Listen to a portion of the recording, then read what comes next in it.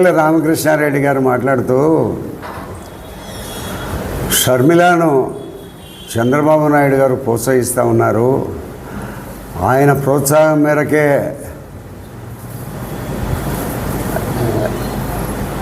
షర్మిల కాంగ్రెస్ పార్టీలో చేరింది అని సిగ్గు ఎగ్గు లేక మాట్లాడుతున్నారు.